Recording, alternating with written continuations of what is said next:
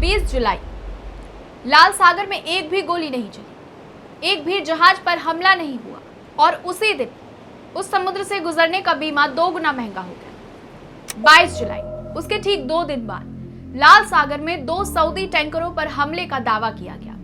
23 जुलाई, Brent crude $100 पार और 26 मई के बाद पहली बार।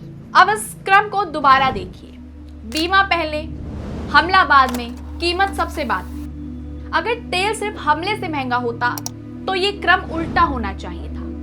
ये एपिसोड युद्ध के बारे में नहीं है, ये उस कारोबार के बारे में है जो युद्ध शुरू होने से पहले ही मुनाफा कमाना शुरू कर देता है।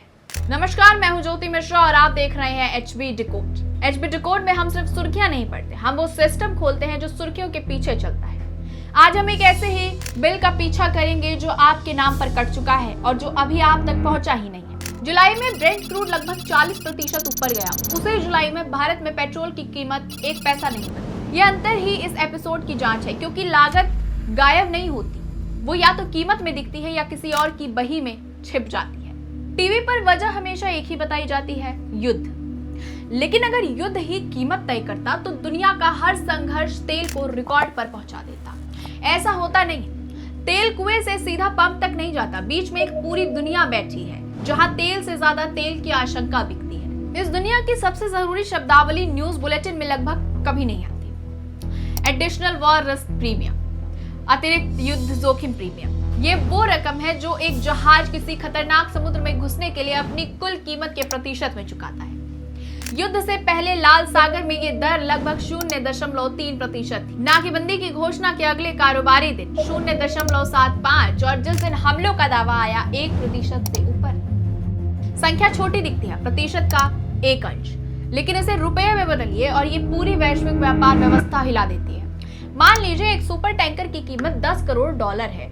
युद्ध से पहले उसका जोखिम बीमा लगभग $2.5 लाख पड़ता था। आज हॉर्मुज़ में वही बीमा 30 लाख से $1 करोड़ तक मांगा जा रहा है। ये एक यात्रा के लिए ये रकम तब भी चुकानी पड़ती है जब जहाज पर एक भी हमला ना हो। बीमा हमले की कीमत नहीं लेता, वो हमले की संभावना की कीमत लेता है, और संभावना हमले से हमेशा पहले आती है। और जब बीमा इतना महंगा हो तो जहाज का किराया अपने आप उछल जाता है। इसी दौर में भारत की एक बड़ी कंपनी ने एक सुपर टैंक $5,38,000 प्रतिदिन पर बुक किया। एक और भारतीय कंपनी ने $7,70,000 प्रतिदिन। नतीजा समुद्र में दिखा। युद्ध से पहले हॉर्मुज़ से हर दिन 125 से 150 जहाज गुजरते थे, लगभग आधे तेल टैंकर। इस महीने के सबसे बुरे दिनों में ये संख्या गिरकर 2 टैंकर प्रतिदिन तक पहुंच गई। और इस पूरे गणित में एक आंकड़ा ऐसा है जो किसी ग्राफ में नहीं आता। क्षेत्र में लगभग 6,000 नाविक फंसे हुए हैं। बीमा की दर बदलती है तो सिर्फ बैलेंस शीट नहीं बदलती, किसी के घर लौटने की तारीख बदल जाती है। इतिहास इस मॉडल को पहचानता है। 80 के दशक के टैंकर युद्ध में जब 8 साल तक 450 से ज्यादा जहाजों पर हमले हुए, सामान्य युद्ध जोखिम दर लगभग 5% रही। आज हॉर्मुज़ में ये दर 7.5 से 10% तक बोली गई और अब बाजार 2 हिस्सों में बट गया है। कुछ ऑपरेटर जोखिम उठाकर निकल रहे हैं, कुछ जल डमरू मध्य के बाहर खड़े इंतजार कर रहे हैं। अंडरराइटर कहते हैं क्षमता की कमी नहीं है, इच्छा की कमी है। और जब बीमा करने वाला ही झिझकने लगे तो व्यापार अपने आप रुकने लगता है। तो एक ही रास्ता बचता है, समुद्र से बचकर निकलना। लेकिन उस रास्ते की कीमत किसी बीमा दस्तावेज में दर्ज नहीं होती, वो नक्शे में दर्ज होती है। 28 फरवरी 2026 दुनिया की एक बड़ी शिपिंग लाइन ने सुएज नहर से गुजरना रोक दिया। 1 मार्च को 2 और बड़ी कंपनियों ने वही किया। किसी सरकार ने नहर बंद नहीं की, कंपनियों ने खुद जाना बंद कर दिया। ये नया रास्ता अफ्रीका के दक्षिण छोर से घूमकर जाता था। एशिया के यूरोप की यात्रा में 10 से 15 दिन जुड़ पाते हैं। 3,500 समुद्री मील ज्यादा और ईंधन की खपत लगभग 30% से ऊपर। और यहाँ एक बात छुपी है जो शायद ही कहीं बताई जाती है। अगर हर हफ्ते जहाज भेजना है और यात्रा 2 हफ्ते लंबी हो गई तो उसी सेवा के लिए 2 अतिरिक्त जहाज लगाने पड़ते हैं। यानी दुनिया के जहाजों का करीब 6% हिस्सा सिर्फ रास्ता लंबा होने से खप गया। इसका असर सिर्फ कंपनियों पर नहीं पड़ा, सुएज नहर से गुजरने वाले जहाजों की संख्या संकट से पहले के मुकाबले 30 से 60% तक गिर गई। और मिस्र की वो कमाई जो कभी $9 अरब सालाना से ऊपर थी, आधी से भी कम रह गई। एक समुद्री रास्ता बदला और एक देश का बजट भी बदल गया।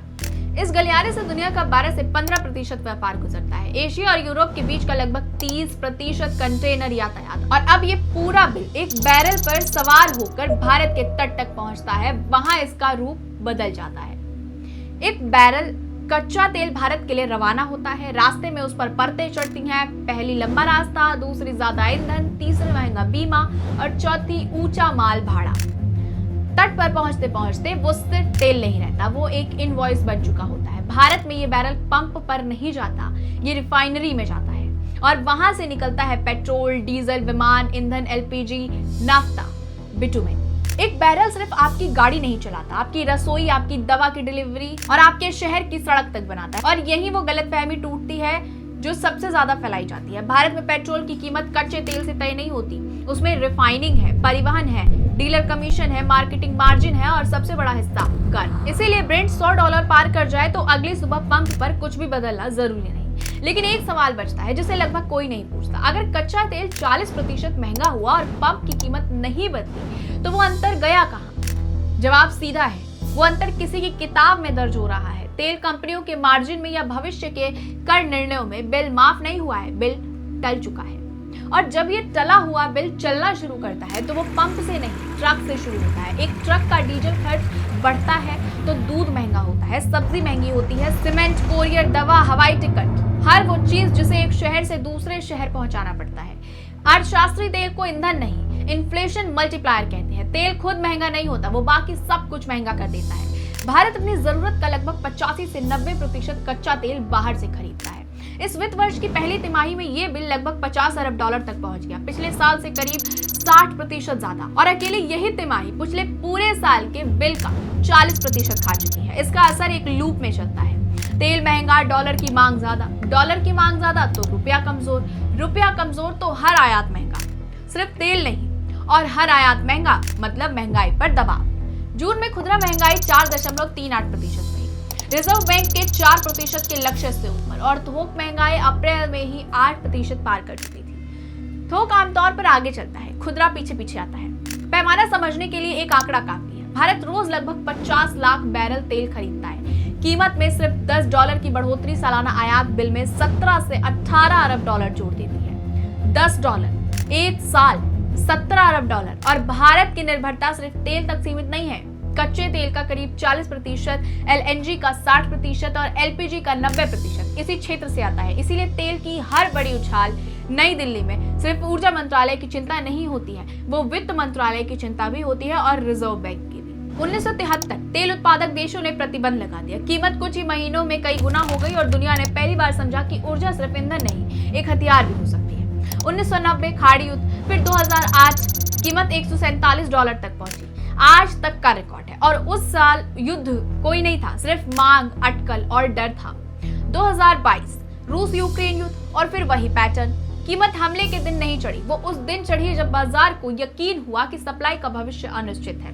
हर संकट अलग था, लेकिन एक बात हर बार एक जैसी रही, डर सप्लाई से पहले पहुंच गया और जब डर उतरा कीमत भी उतर गई, अक्सर उतनी ही तेजी से जितनी तेजी से चढ़ी थी।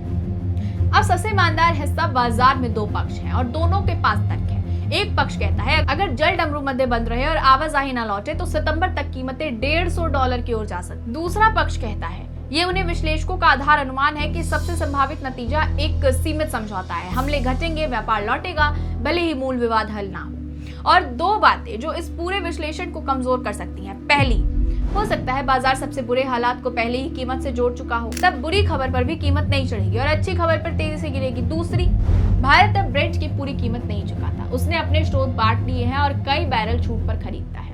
ये कवच पूरा नहीं है, लेकिन ये कवच है।